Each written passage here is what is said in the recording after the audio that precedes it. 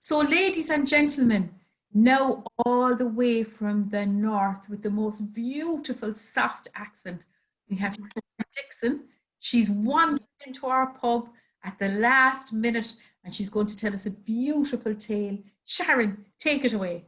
Oh, I have to tell you, I'm just loving this pub. Oh, it's just filling my heart today. All those wonderful people on it. So it's just wonderful. Thank you.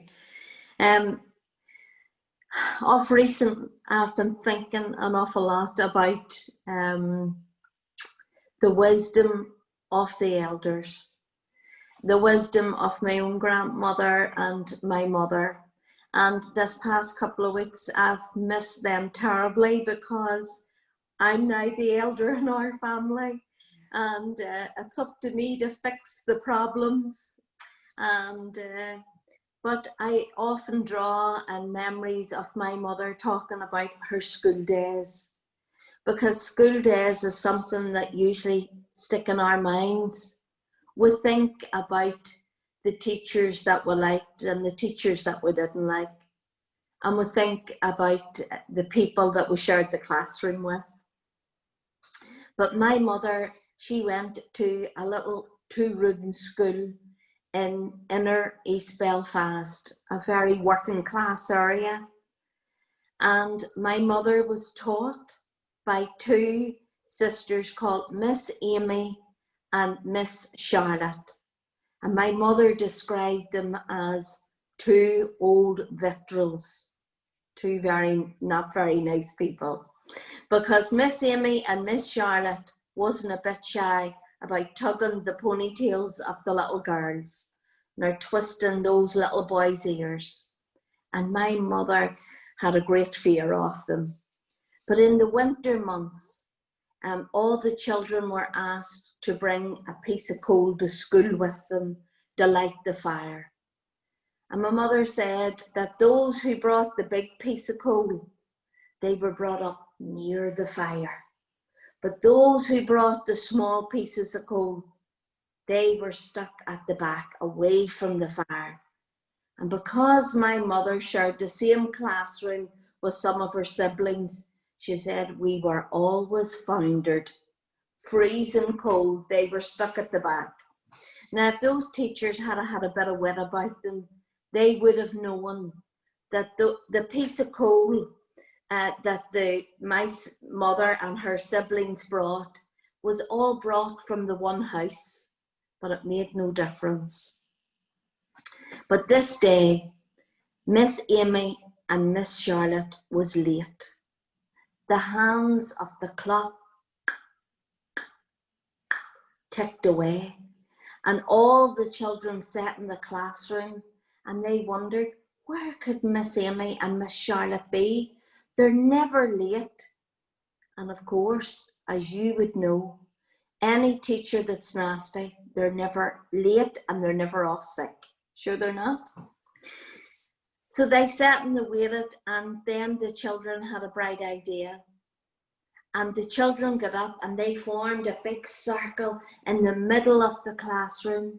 They all held hands and they bowed their heads.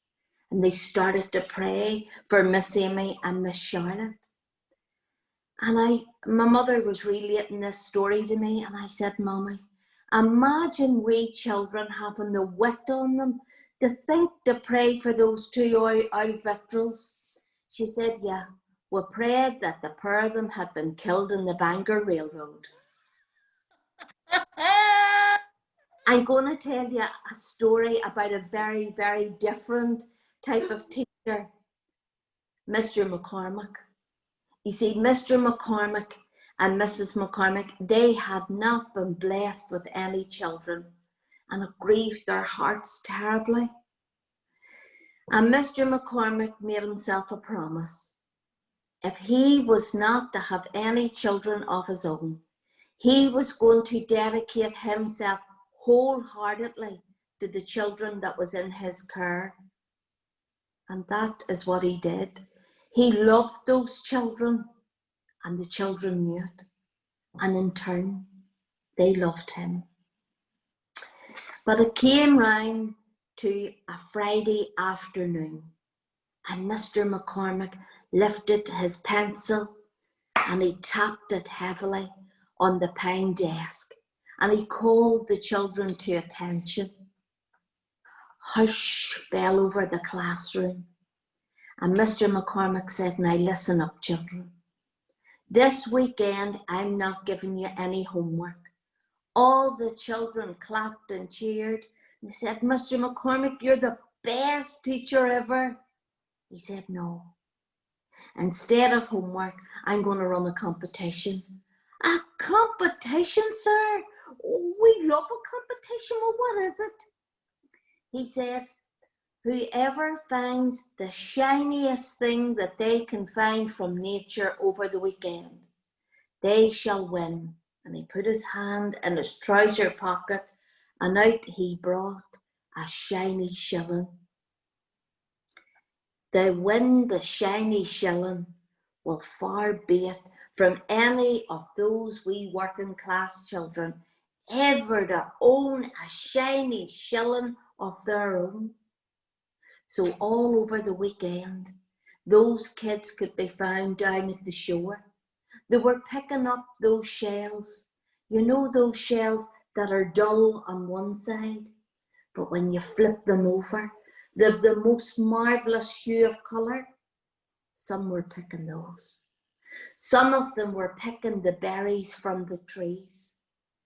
And two boys called Tony O'Shea and Declan Downey, they broke into the orchard and they picked the shiny red apples from Mr. James's tree.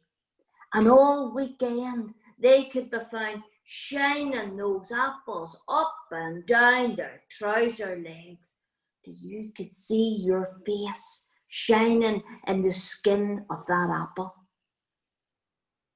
Monday morning came around, and Mr. McCormick put his hand on the handle of the classroom door. And as he opened the door, his eyesight near left him, because there on the pine desk, piled high, were shiny things from nature. He thought to himself, "Good God, how am I ever going to judge this competition?" He said, "I'll gather my thoughts and I'll start calling the roll book." So he started to call the roll book, and he shouted, "Paddy, Paddy, are you here?" "Yes, sir." "What about you, Godfrey? Are you here?" "Yes, sir." "What about Neil Brosnan? Are you there?" "Yes, sir." "Margaret Murphy?" "Here, sir." "Hughie McGackey?" Silence. "Hughie, Hughie, are you here?" But there was only a wee girl at the back of the class called Frances Kennedy. And Frances Kennedy shouted out, "Sir, wee Hughie's not here yet. He's late again, sir." Oh, that boy, what on earth am I going to do with him? He's never early. And just as Mr. McCormick called the last child in that roll book, the classroom door opened, and in fell wee Hughie McGackey.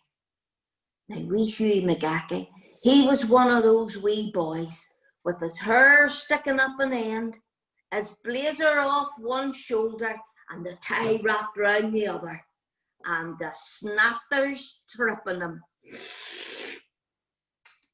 "Come on, Hughie, come on a that. Hurry up and get into your seat, boy, you're never early."